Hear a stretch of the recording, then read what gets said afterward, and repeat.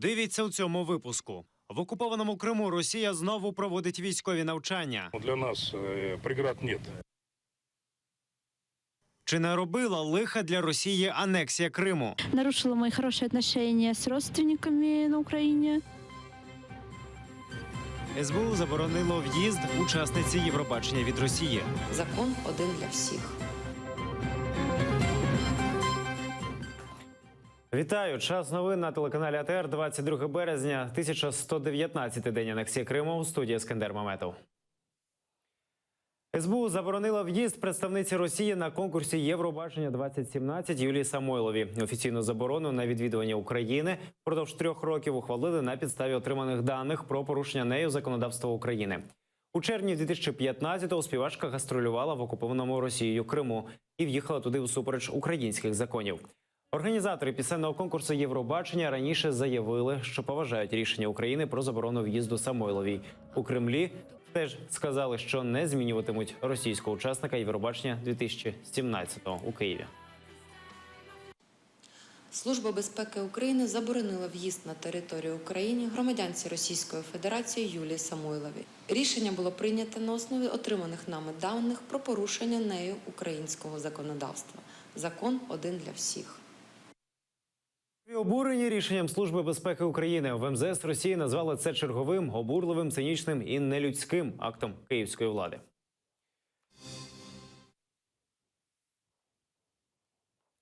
Служба безпеки України попередила диверсії та теракти. Українські діючі військові та колишні військовослужбовці під кураторством Росії планували здійснити диверсії та теракти на півдні України.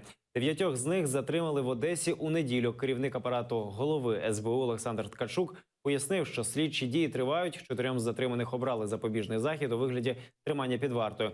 Їм інкримінують державну зраду та незаконне поводження зі зброєю. Всі члени цієї мережі, як військовослужбовці, так і звільнені в запас, проросійських поглядів, підтримували створення так званої Одеської Народної Республіки. Вдалося запобігти передачу російській спецслужбі секретної інформації, яку збирала ця група. Їхні дії контролювали співробітники військової контррозвідки Служби безпеки України. Дані насамперед збиралися на півдні України. Але нами були також зафіксовані факти роботи членів резидентурної ланки в зоні проведення антитерористичної операції. Збройні сили Росії проводять масштабні військові навчання в окупованому Криму. Стартували вони 20 березня. Участь в навчаннях беруть повітряно-десантні війська, Чорноморський флот і військово-космічні сили. Задіяні понад 2500 десантників, майже 600 одиниць техніки, кораблі і авіація. Навчання ініціювали нібито через зростання терористичної загрози. Готовы выполнить задачу в любом регионе. Короткое время. Вы знаете, что взлет десанта осуществил с аэродрома в Армавире на незнакомый полигон и успешно выполнили поставленную задачу. Поэтому для нас преград нет. У Чорному морі 20 березня також відбулися навчання, проводили їх Україна і НАТО. Генштаб повідомив, військові вчилися навичкам тактичного маневрування, шукати та знищувати міни.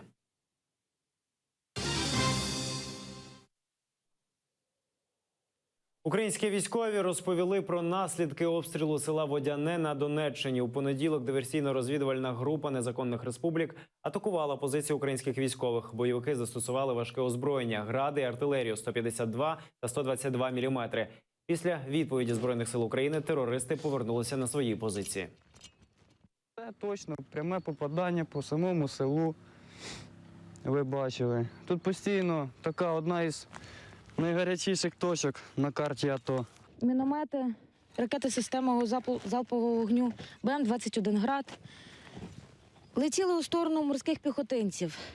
Населений пункт Водяне. Так сильно в'їлося, що аж не можемо дістати. Власне, таким чином. А зовсім поруч, 10 метрів звідси, живе мирне населення, котре вкотре страждає від провокаційных дій противника. Вот я хотел вылезти, когда до этого был обстрел, вылезти, посмотреть, что будет. Что тут? Да, глянуть хотел. Только вылазить, вот эта ограда накрыла, я перестал, не захотел вылазить. В окупованих районах Донецької та Луганської областей проведуть націоналізацію квартир. Про це повідомили на Фейсбук-сторінці Головного управління розвідки Міністерства оборони України. За їхніми даними, російське військове командування доручило бойовикам невизнаних республік провести так звану націоналізацію квартир, залишених власниками більш ніж на 3 місяці. За даними ГРУ, до цих приміщень планується заселяти громадян Росії, які не мають житла на території своєї країни, і заявили про готовність продовжити контракт на проходження військової служби в військових частинах так званих ДНР та ЛНР у разі забезпечення їх житлом. До націоналізованих приміщень планується заселяти громадян Російської Федерації, які не мають житла на території Росії, і заявили про готовність продовжити контракт на проходження військової служби у з'єднаннях і частинах 1-го Донецьк та 2-го Луганськ армійського корпусу Центру територіальних військ Південного військового округу Збройних сил Російської Федерації у разі забезпечення їх житлом. Залишити не можна, виселити. Власник санаторію «Джерело» в Пущі Водиці на Київщині кулаками намагається звільнити будівлю від переселенців з Донеччини. 160 людей знаходяться там з літа 2014-го. Вони втекли від війни, жити їм більше ніде. Цю аматорську зйомку зробили мешканці санаторію «Джерело», що у Пущі Водиці. У понеділок серед білого дня тут з'явилися люди в касках з кувалдами та сокирами. Один з них дав команду бити вікна.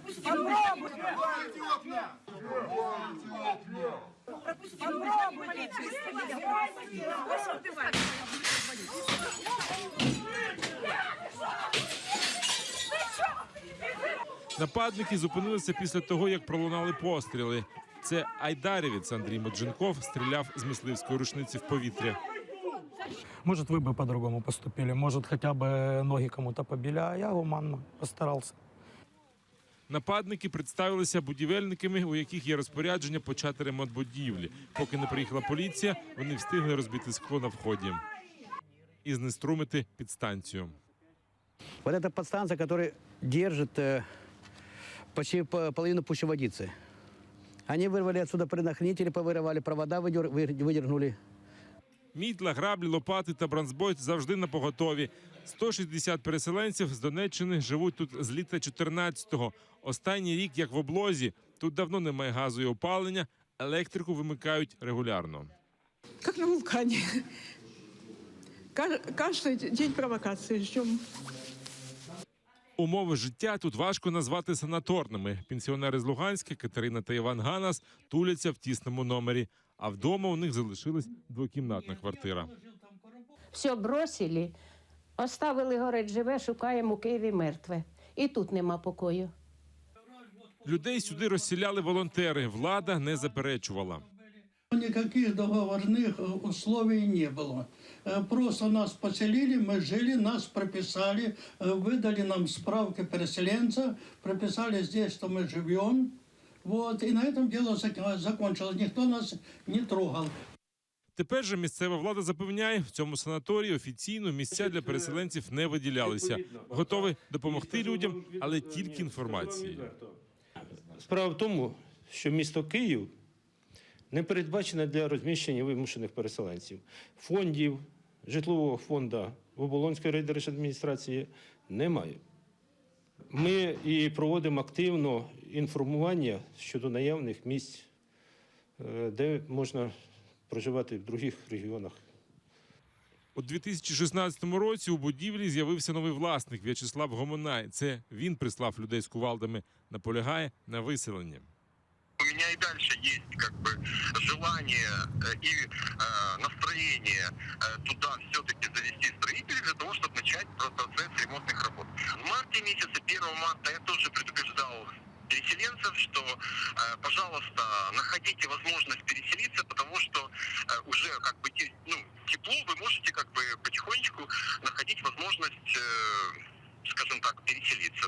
Переселенці виселятися не збираються. Цей санаторій раніше належав Київводоканалу, потім його придбала фірма «Геліус», яку пов'язують з Януковичем. Новий власник В'ячеслав Гомонай був юристом в цій фірмі. Люди впевнені, він став лише формальним власником санаторію. Фейковая фирма. И вот этот Гомонай, который здесь себя говорит, что хозяин, он был юристом в этой фирме. И незаконно он, как говорится, Юрий, он выходит за Гелиос ЛТД и незаконно приобретает это здание за 5 миллионов гривен. 6800 квадратных метров. Переселенці у суді хочуть довести незаконність покупки. Наразі несуть цілодобове чергування в санаторії. Роман Спірідонов, Фасан Амінов, Ільдар Тарахташ, Заман, АТР.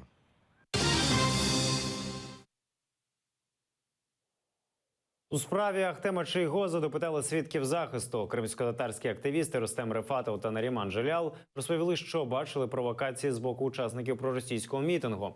Також засвідчили, що Ахтем Чийгоз не керував мітингом і не давав вказівок до провокацій. Наріман Джелял розповів про засідання Ради Президіуму Меджлісу, яке відбулося напередодні мітингу 26 лютого 2014 року під стінами Кримського парламенту, в організації якого звинувачують Ахтема Чийгоза. Джелялов показал, что 25 февраля в здании Меджлиса в дневное время состоялось совещание президиума, однако никаких решений на президиуме не принималось. Ахтема Чийгоза на президиуме он не запомнил.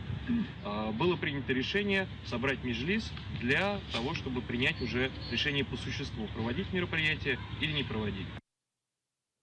Анексія Криму додала Росії проблем. У третю річницю окупації Криму російський незалежний журналіст та відеоблогер Саша Сотнік запитав у мешканців та гостей Москви, що для них є повернення Криму у рідну гавань та чи можна приймати так звані ЛНР і ДНР до складу Росії.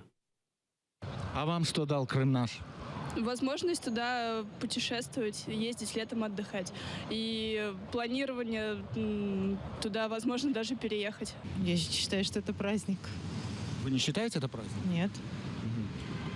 Так, а что вам дало присоединение Крыма к России? Ничего. Совершенно ничего. А если завтра господа из так называемых Донецкой и Луганской народных республик попросят присоединить их к России, принять в состав России, это надо сделать, на ваш взгляд? Вот вы бы присоединили? Если они согласятся, но это, думаю, чревато большими последствиями для России. А Крым не чреват? А Крым для меня, мне кажется, нет. Почему? А санкции? Ну, санкции переживем. А кто ввел санкции? Кто ввел санкции, вы знаете? Вот против вас. Против меня мое государство. И вам это нравится? Ну, что делать? Смотрела телевизор, да, вместе, так сказать, с Крымом. Да, была, мысленно. Если Донецкая так называемая Народная Республика и Луганская Народная Республика попросятся в состав России, их надо принять или нет? Ваше мнение? Я думаю, да. Но нужно людям помочь. Все-таки они страдают из-за этой Украины. Им нужно помочь. Их нужно. Я вот даже, когда смотрю, мне даже жалко людей. Наверное, все-таки должен быть референдум. Не так, как с Крымом, да? То есть его взяли, а у нас не спросили. Мы поговорили в семье о том, что это событие произошло, о том, что нам повезло быть в это историческое время, когда Крым вернулся в Россию. А что лично вам дал Крым наш? Присоединение. Национальную гордость. А в материальном плане? Ничего. Для меня присоединение Крыма вообще ничего не дало, даже скорее нарушило мои хорошие отношения с родственниками на Украине. Крым чей? Не наш. Це всі новини на цю годину. Дивіться наступний випуск «Заман» кримсько-татарською Шевкетом Наматулаєвим за 45 хвилин. Будьте з АТР. На все добре.